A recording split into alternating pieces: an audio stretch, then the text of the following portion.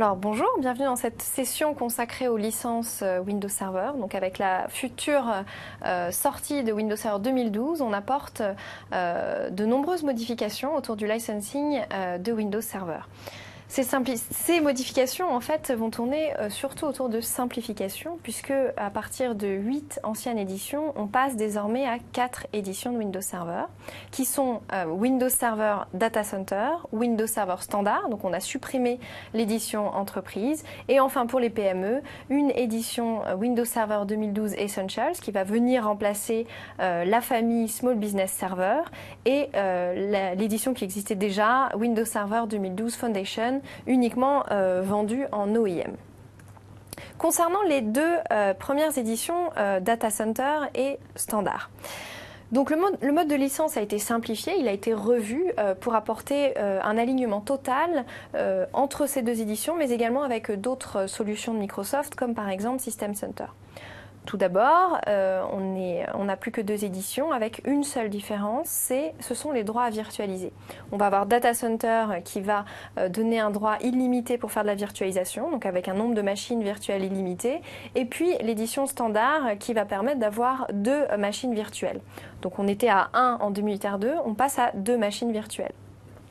Un mode de licence commun aux deux, on va garder le principe des cales. En revanche, que ce soit pour Data Center ou pour Enterprise, on va avoir une licence au processeur et une licence couvrira 2 processeurs par machine. Des fonctionnalités communes, donc ça aussi c'est également une nouveauté. Les deux éditions, que ce soit les éditions Standard ou Data Center, auront exactement les mêmes fonctionnalités de Windows Server. Il n'y aura pas de limitation dans la version Standard. Donc pour résumer, on a deux éditions. Une édition Data Center qui va être vraiment consacrée aux environnements très hautement virtualisés, et puis une édition standard, donc qui va plus concerner les PME, où on aura droit à 2 machines virtuelles. Donc c'est pour des environnements soit pas du tout virtualisés, soit avec une faible densité de virtualisation. Si l'entreprise de vos clients évolue, si on va faire un peu plus de virtualisation sur les serveurs, il est toujours possible de cumuler des licences. Dans ce cas-là, on prend l'exemple d'une machine physique avec 2 processeurs. On va le couvrir avec une licence Windows Server Standard qui va couvrir du coup qui va donner droit à 2 machines virtuelles. Si je veux passer à 3 machines virtuelles, dans ce cas-là, il faudra racheter une licence Windows Server Standard, etc. pour couvrir le besoin en machine virtuelle.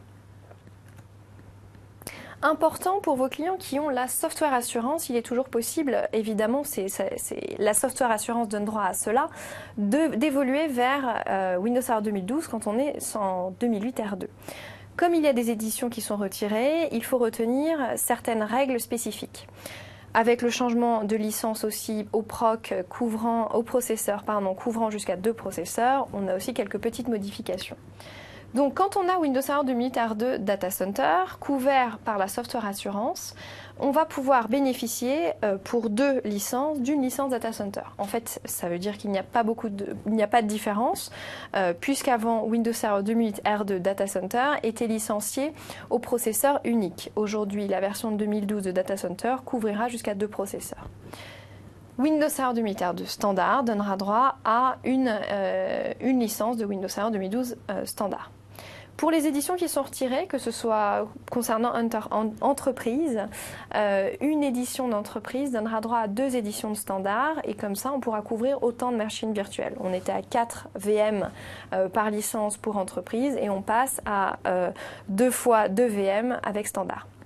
Web Server et HPC sont également des éditions qui sont retirées et qui donneront droit à un droit à standard. En termes de rétrogradation, il est important à noter que vous avez le droit de rétrograder vers des versions inférieures de Windows Server. Donc quand on a Data Center, on peut soit rétrograder vers du Data Center de l'entreprise ou du standard. Quand on est sur du standard, on aura droit aussi à aller sur de l'entreprise.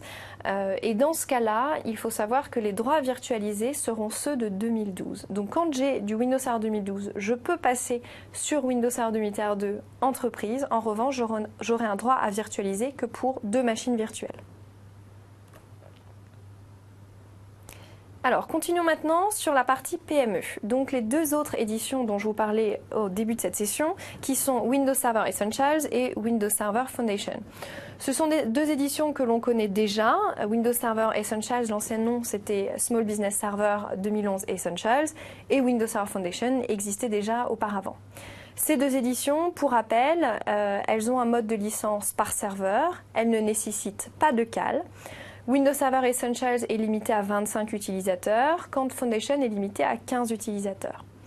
L'un, Essentials, concerne des serveurs qui vont jusqu'à 2 processeurs. Foundation va uniquement se concentrer sur le monoproc.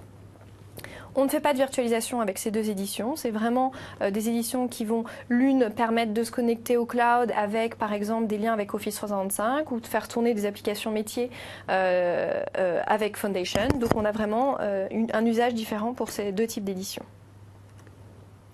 Toujours ici, avec la software assurance, on peut aussi bénéficier, quand on a d'anciennes versions, de l'upgrade vers les nouvelles versions, vers Windows Server Essentials 2012.